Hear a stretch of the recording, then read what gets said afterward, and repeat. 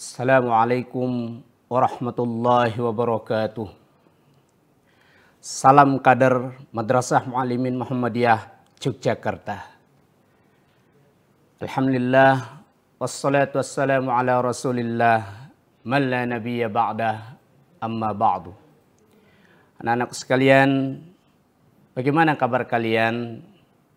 Mudah-mudahan kalian dalam keadaan sehat.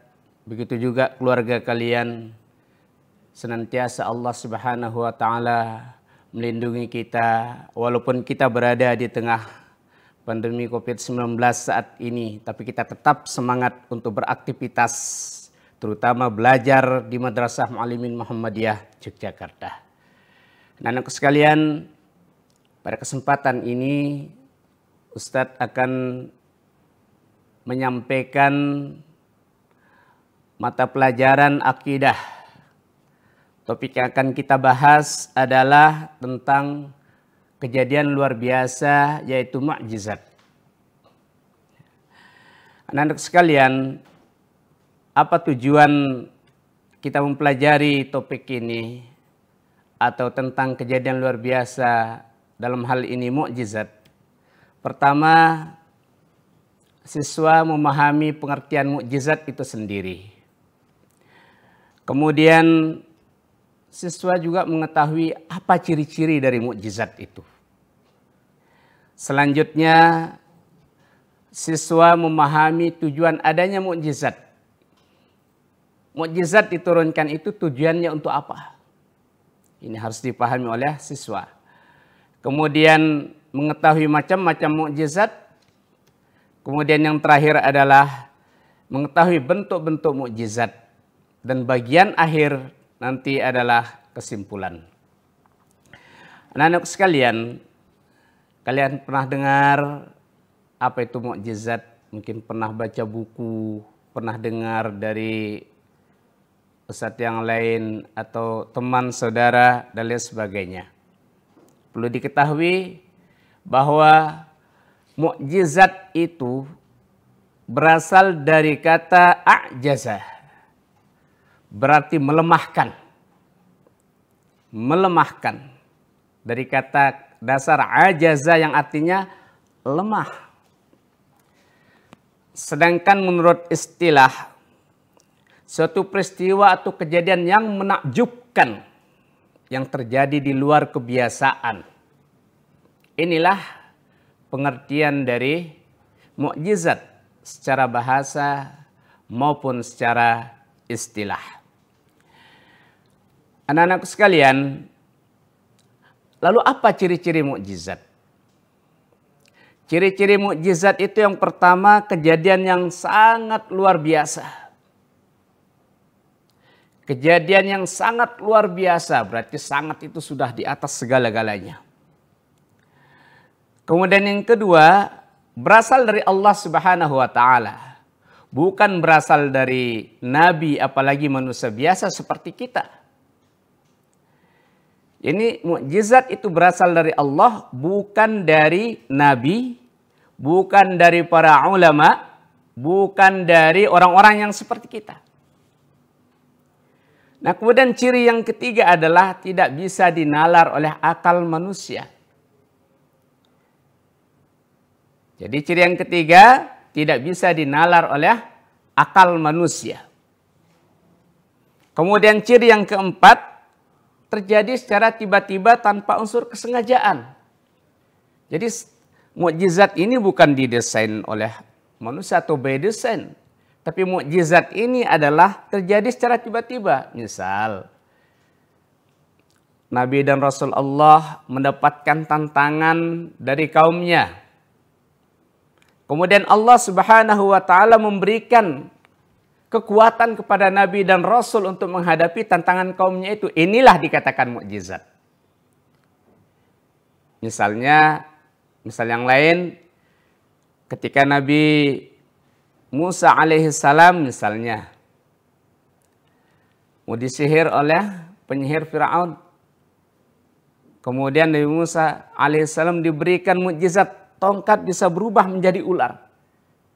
Sebelumnya Nabi Musa tidak mengetahui tongkat ini bisa jadi apa, tidak. tahu sama sekali. Inilah dikatakan, atau ciri yang keempat, terjadi secara tiba-tiba tanpa ada unsur kesengajaan dan tidak terjadi berulang-ulang. Nah, kemudian yang kelima, ciri yang kelima adalah terjadi pada seorang nabi dan rasul.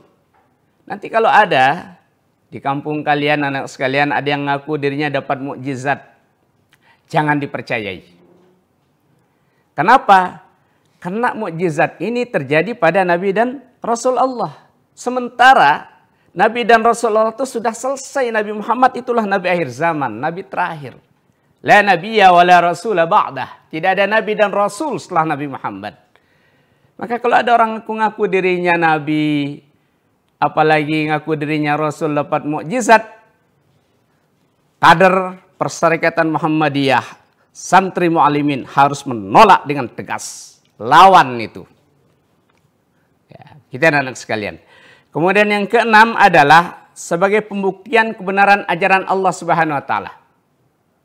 Jadi kalau sudah umpamanya Nabi dan Rasul dapat tantangan dari kaumnya, kemudian Allah SWT menurunkan mukjizat untuk memberikan solusi terhadap persoalan itu, lama-kelamaan kaumnya beriman kepada Allah Subhanahu wa taala. Nah, kemudian ciri yang ketujuh adalah berguna untuk melemahkan hujjah atau sanggahan orang kafir yang mengingkarinya. Kalian ingat ketika Rasulullah SAW dituduh menyampaikan syair-syair bahwa padahal itu adalah Al-Quran. Kemudian Allah SWT menyampaikan tantangan kepada orang-orang Quraisy. Apa tantangan orang-orang Quraisy? Wa in kuntum fi raibin mimma nazzalna ala abdina fa'tu bi suratin min mislih. Tuh. Kalau orang-orang Quraisy, kalau kalian tidak percaya kata Allah SWT terhadap apa yang kami turunkan, fa'tu bi suratin min mislih. Datangkan walau satu surat yang semisal. Wad'u syuhada'akum, panggil orang-orang yang ahli, orang-orang yang paling pintar di antara kalian. Tapi apa yang terjadi? Mereka nggak mampu. Wad'u syuhada'akum min dunillahi in kuntum shadiqin. Fa illam taf'alu wa lan taf'alu fattaqun narul lati waquduhan nas wal hijarah uiddat lil kafirin. Ini tantangan Allah. Makanya mukjizat ini sekali lagi ciri yang ketujuh itu adalah melemahkan hujah atau dalil dari orang-orang yang mengingkari terhadap kenabian, mengingkari terhadap ajaran-ajaran Allah Subhanahu wa taala. Anak-anakku sekalian, kemudian apa tujuan adanya mukjizat? Tujuan adanya mukjizat ada dua. Ada dua. Pertama adalah tujuan umum, kemudian yang kedua tujuan khusus. Nah, tujuan umum untuk membangun dalil bahwa Rasul yang tampak padanya adanya mukjizat adalah benar dengan apa yang dia klaim dan apa saja yang dia serukan. Dengan demikian keberadaan mukjizat menduduki posisi yang sangat tinggi. Kemudian Rasul menyampaikan, katakanlah dia diutus sebagai utusan Allah SWT, itu benar. Nanti akan ditunjukkan oleh dalil-dalil atau hujah-hujah yang lain menunjukkan bahwa dia benar adalah utusan Allah SWT. Ini tujuan umumnya. Kemudian yang tujuan khususnya tercermin pada pengaruh yang ditinggalkan oleh mukjizat ini. Dengan demikian tujuannya sebesar pengaruh dan sebesar mukjizat itu sendiri. Ini tujuan khusus. Anak-anakku sekalian, ada dua macam mukjizat menurut sifatnya. Yang pertama adalah mukjizat hissiyah atau kauniyah. Sedangkan yang kedua adalah mukjizat maknawiyah atau akliyah. Apa yang dimaksud dengan mukjizat hissiyah atau kauniyah? Mukjizat hissiyah adalah mukjizat yang dapat dilihat, didengar, dirasakan, dan dipegang. Jadi mukjizat hissiyah ini ditujukan kepada orang biasa yang kurang mampu menggunakan akal pikirannya secara baik. Contoh, Nabi Nuh alaihissalam diperintahkan oleh Allah Subhanahu wa taala untuk membuat bahtera, membuat kapal. Nah, kemudian ketika Nabi Nuh buat kapal, orang-orang lain mengatakan, loh, Nuh ini gila ini, kenapa buat kapal kok nggak ada laut, dia nggak ada air dan lain sebagainya. Ya. Kemudian terus dihina, terus dicaci Nabi Nuh alaihissalam. Tapi apa yang terjadi? Setelah bahtera jadi, kapal jadi, Allah Subhanahu wa taala memberikan apa? Musibah besar bagi kaumnya yang menghinanya, air keluar dari rumah-rumah penduduk pada saat itu sehingga terjadilah banjir bandang. Ini yang dapat dilihat. Ya, ini mukjizat hissiyah yang dapat dilihat. Yang dapat dirasakan. Nah, kemudian mukjizat maknawiyah atau akliyah. Mukjizat yang tidak dapat dilihat, didengar, dirasakan, dicium dan dipegang. Misalnya Allah Subhanahu wa taala menurunkan mukjizat Al-Qur'an kepada Nabi Muhammad, tidak semua kaumnya menerima. Tidak semua kaumnya bisa memahami. Ya, tidak semua kaumnya bisa menerima dan memahami. Nah, ini mukjizat maknawiyah atau akliyah. Anak-anak sekalian, kemudian bentuk-bentuk mukjizat. Bentuk-bentuk mukjizat yang pertama ilmu. Kemudian yang kedua kemampuan atau kekuatan. Sedangkan yang ketiga adalah kecukupan. Bentuk-bentuk mukjizat dalam hal ini ilmu. Pemberitahuan tentang hal-hal gaib yang sudah terjadi ataupun yang akan terjadi. Banyak di dalam Al-Quran memberitakan tentang hari kiamat misalnya. Hari kiamat, kita harus percaya. Kemudian diberitakan tentang surga dan neraka, kita harus percaya. Jangan kalian bilang, Ustadz menceritakan tentang kiamat atau tentang surga dan neraka, kemudian bilang, Ustadznya pernah masuk surga apa belum? Pernah masuk neraka apa belum kok tahu? Nah, jangan kalian berpikir seperti ini. Ini orang-orang yang apa? Orang-orang yang tertutup hatinya lah berpikiran seperti itu. Jadi ilmu itu memberitakan tentang hal-hal gaib yang akan terjadi ataupun yang sudah terjadi. Kemudian bentuk yang kedua, kemampuan atau kekuatan. Nah, seperti saya sampaikan tadi, itu Ustaz sampaikan tadi, mengubah tongkat menjadi ular besar. Ketika Nabi Musa alaihissalam disihir oleh pengikut-pengikut Fir'aun. Kemudian Nabi Musa alaihissalam diperintahkan Allah untuk apa? Melemparkan tongkatnya.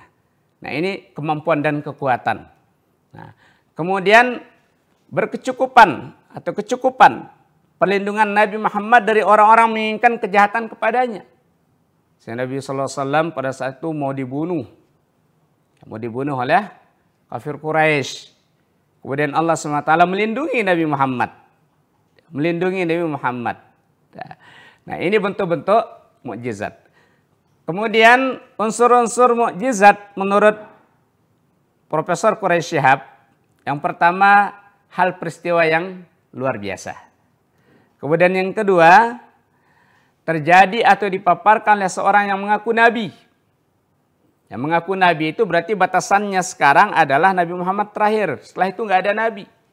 Nanti kalau ada orang-orang ngaku dirinya nabi, tidak perlu dipercayai. Nah, ini. Kemudian yang ketiga, mengandung tantangan terhadap yang meragukan kenabian. Mesti terjadinya mukjizat itu karena ada tantangan dari kaum nabi pada saat itu yang apa? Yang mempertanyakan, kemudian yang tidak percaya dengan ajaran-ajaran nabi dan rasul yang diutus oleh Allah pada saat itu. Anak-anakku sekalian rahimakumullah. Kemudian ada 3 hikmah mukjizat.